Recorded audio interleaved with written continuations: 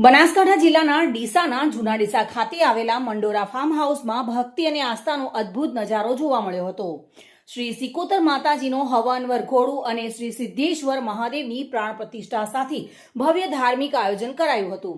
સમસ્ત મંડોરા પરિવારે એકત્રિત થઈ માતાજી અને મહાદેવના દર્શન કરી ભોજન પ્રસાદનો લાભ લીધો હતો અને સમગ્ર વાતાવરણ ભક્તિમય બની ગયું હતું। બનાસકાંઠાના ડીસા જૂના ડીસા ખાતે આવેલા મંડોરા ફાર્મ હાઉસ પર શ્રી સિકોતર માતાનો હવન અને વરઘોડાનું આયોજન કરાયું હતું। આ પ્રસંગે સિદ્ધેશ્વર મહાદેવની શાસ્ત્રોક્ત વિધિ સાથે પ્રાણ પ્રતિષ્ઠા કરવામાં આવી હતી।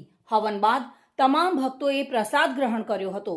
માં વહાણવટી સિકોતર માતાના દર્શન સાથે ભક્ત રાજભાઈના માર્ગદર્શન હેઠળ ડીજેના તાલે ભક્તોએ ગરબાની રમઝટ માણી હતી। ઓમ નમઃ શિવાયના નાદ સાથે શિવ ભક્તિમાં રંગાયેલું સમગ્ર પરિસર આસ્થા અને આનંદથી ગુંજી ઉઠ્યું હતું।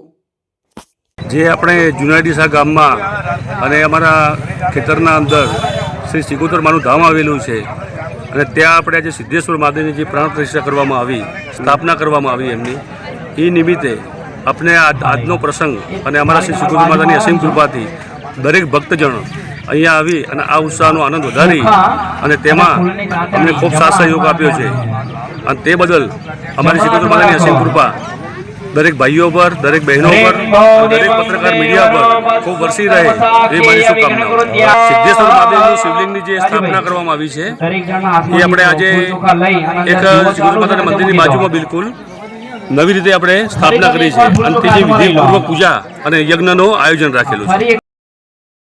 વિપુલ મંડોરા સાથે bureau report, today Gujarati news.